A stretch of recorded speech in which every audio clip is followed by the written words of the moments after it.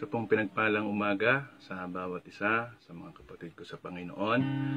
Ang kaaliwan po at pag-iingat ng Diyos ay sumating lahat sa umagang ito. Tunay po na napakasagana ng biyaya at kahabagan ng ating Diyos sa bawat isa po sa atin. Sa umaga pong ito, ang pag-aaral po ng salita ng Diyos ay nagmumula po rito sa Doro Faith Church kay Anlog, Calamba City, sa pangunguna po ng inyong lingkod, Pastor Perdi Rada. At sa ilalim naman po ng ika-6 na distrito, sa pangunguna po ng aming mabuting pastor, Pastora Cheryl Manansala. Good morning po, Ma'am Che. At ang pag-aaral po na ito ay para po sa ikalalakas at pagkakaroon po natin ng tunay na kagalakan sa pamagitan po ng salita ng Diyos. Sa umaga pong ito, tayo po muna ay umawit ng isang pagsambang awit para po sa ating Panginoon.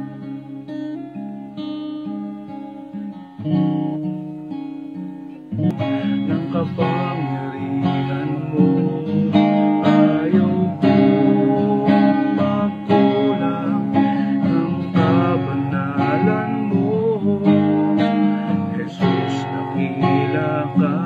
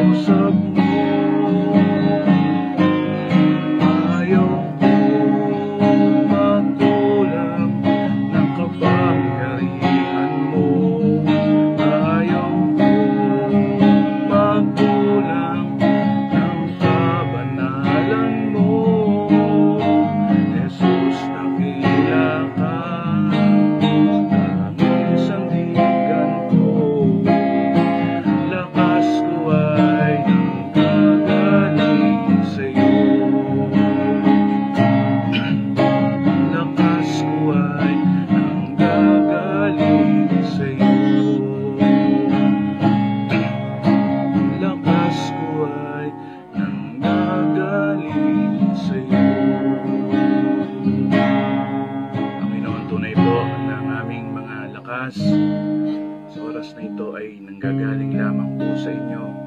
Panginoon, salamat po sa panibagong buhay, panibagong kalakasan. Ito po, Panginoon, ay pagpapakita ng inyo pong napakasaganang biyaya sa buhay po ng bawat isa po sa amin. Ama, sa umaga pong ito, tulungan po ninyo kami na maunawaan namin ang inyong mga salita. At ang inyong mga salita, Panginoon, ay maging kalakasan po ng bawat isa sa amin.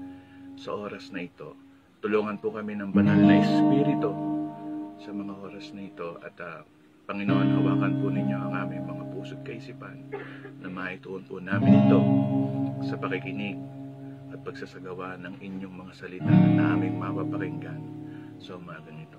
Maraming salamat po, Ama. Pinupuri po namin kayo.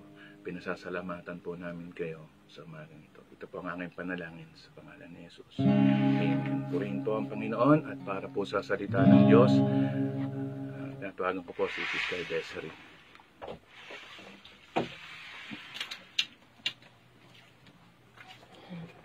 Good morning po muli sa bawat isang nakikinig ng salita ng Diyos umagang ito. Hallelujah. Salamat po sa Panginoon sa pagkakataon na patuloy na ibinibigay niya sa akin upang makapaghayag o makapagbahagi ng kanyang mga salita. Hallelujah. Diba po, sa mga panahon ngayon, diba po, marami po ang tumatalikod o umaalis sa paglilingkod sa ating Panginoon. Sa maraming kadadahilanan, maraming problema, pagsubok, o minsan nabibisi sa mga makamundong gawain o sa trabaho Kaya dahil nakuha mo na yung gusto mo, minsan nakakalimutan natin yung paglilingkod na meron tayo sa ating Panginoon. Amen. At sige po, basahin po natin yung mga talatang sinasabi sa Panaghoy 3:22, 23. Sa Panaghoy 3:22 hanggang 23.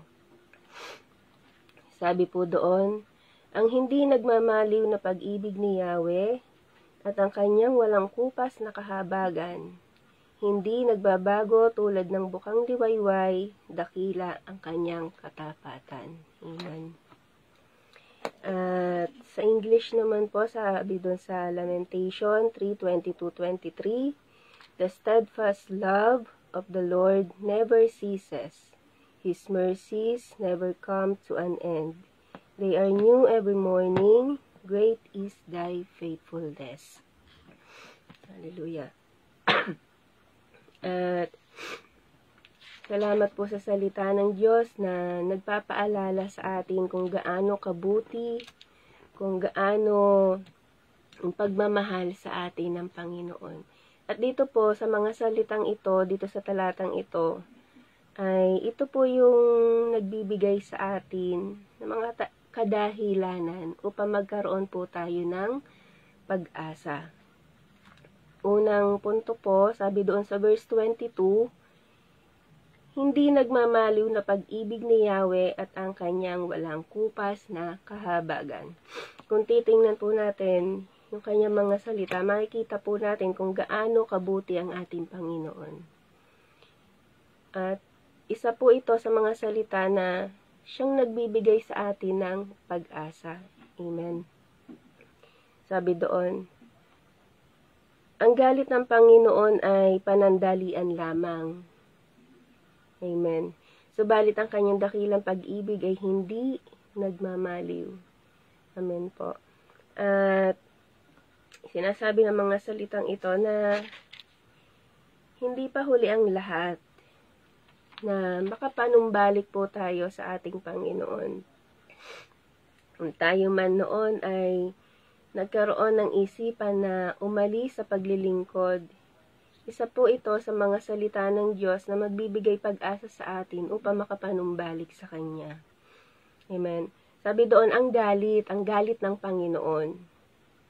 Ano po ba yung mga nagiging dahilan kung bakit nagagalit ang ating Panginoon? O yung mga nagiging ugat ng galit sa atin ng Panginoon. Amen. At di ba po ito po yung ating mga maling gawa. Yun po. Yung ating mga pagsuway sa Kanya. Yun po yung ikinagagalit sa atin ng ating Panginoon. Amen. At ito po yung mga dahilan kung bakit ang Diyos ay tayo po ay sinasaway sa mga ganitong bagay. Amen. Sabi po doon, ang galit ng Panginoon ay panandalian lamang. Amen. Dapat nakikita natin yung ugaling gano'n ng Panginoon. Pero minsan patuloy yung ating pagsuway at patuloy yung ating mga maling gawa. Amen po. At sabi nga, dapat po makita natin yung mga maling gawa natin na nagiging dahilan kung bakit po nagagalit sa atin ang Diyos. Amen. At di ba nga po, walang magagalit o walang magiging galit kung walang magiging dahilan ng pagkagalit. Amen. At kung tama naman ang ginagawa mo at nakikita yun ng ating Panginoon, walang dahilan para magalit sa atin ang Diyos. Amen po. At yung galit na iyon, yun yung paraan na para makita natin kung paano tayo matututo, kung paano natin mauunawaan yung pagkatuto at pagtuturo sa atin ng Panginoon. Minsan kailangan magalit sa atin gaya ng ating mga magulang. Halimbawa po natin, sa ating mga magulang, di ba po, kung may kagalit-galit na nakikita sa iyo, ang iyong magulang, Di ba po, pagsasabihan ka niya, magagalit siya sa'yo. At iyon ay para maunawaan mo o matuto ka at dapat na maturuan ka. Amen. At ang Diyos po ay nagdidisiplina gaya ng isang magulang. Amen po.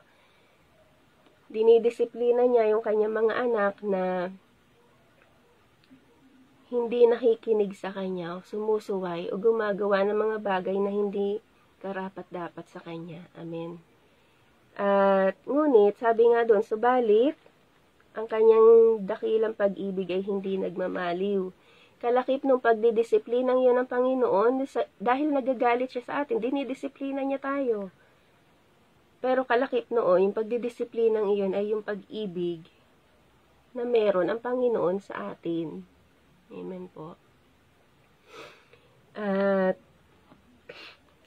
ganoon ang Diyos magmahal sa bawat isa.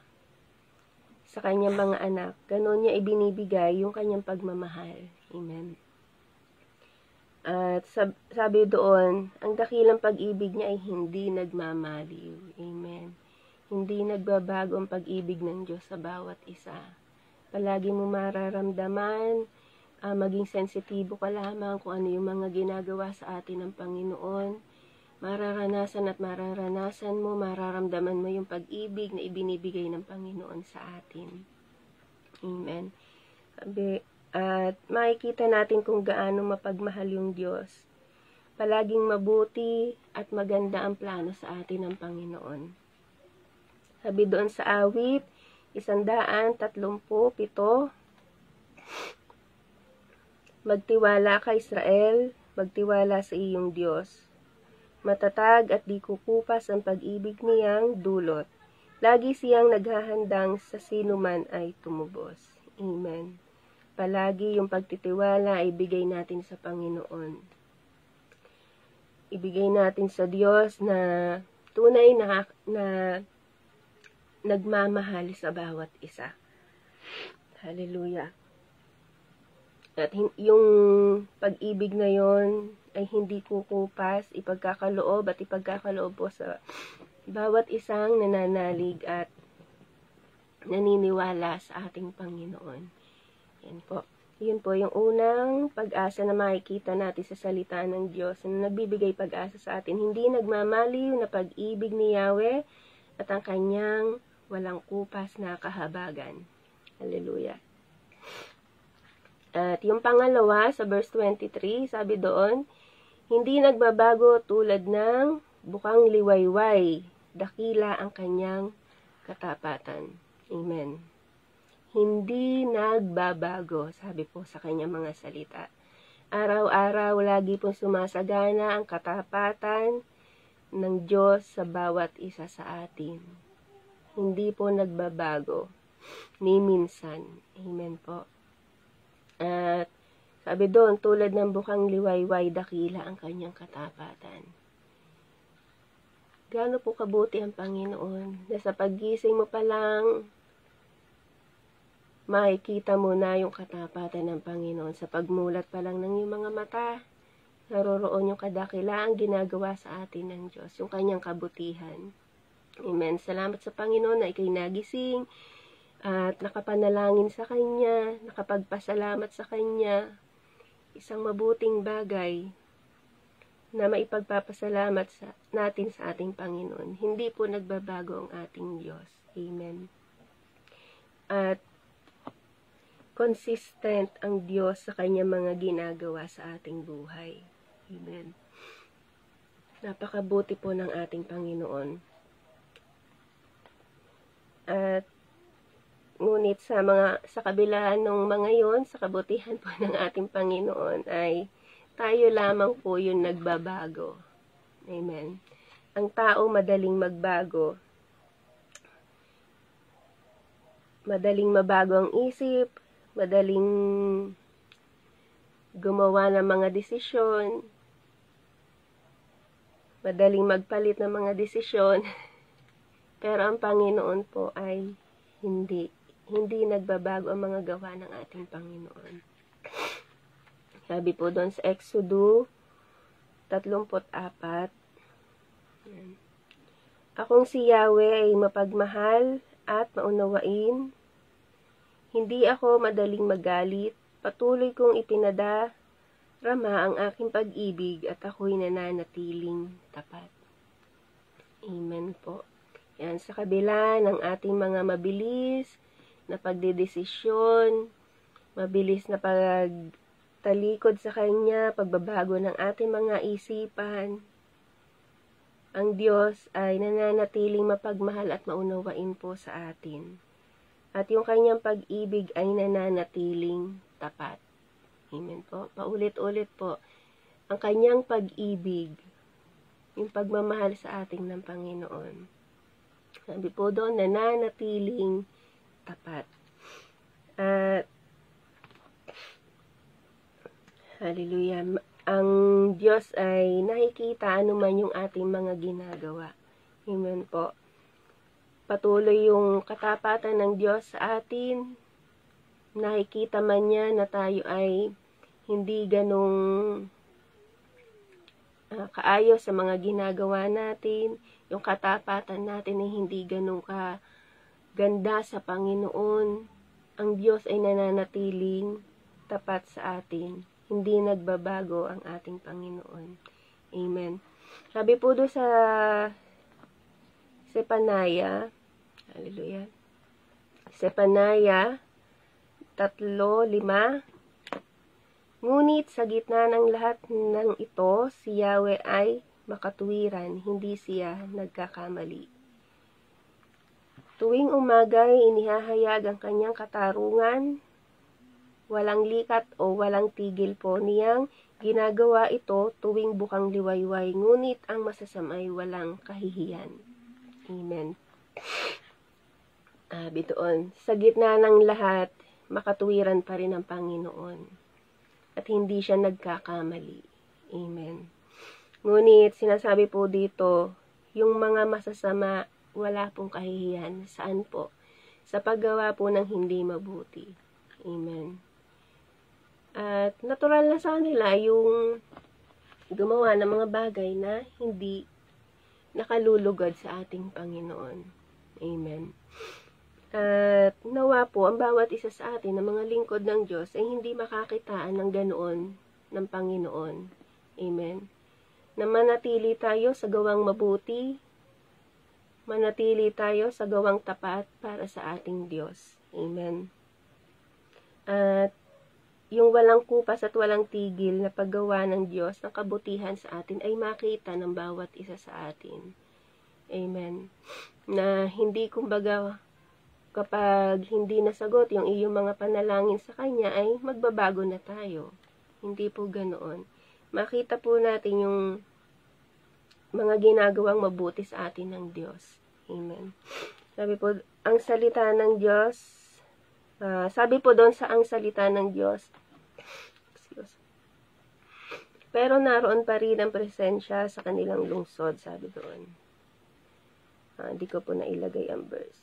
Sabi po doon, ginagawa ng Panginoon ang mabuti at hindi ang masama araw-araw.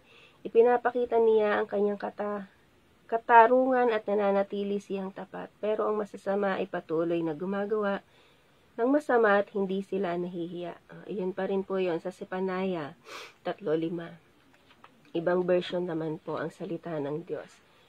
At huwag po nating tularan ang gawa ng masama. Amen. Patuloy po tayo magpasiyasat at makita natin yung kabutihan na ginagawa sa atin ng Panginoon. Amen.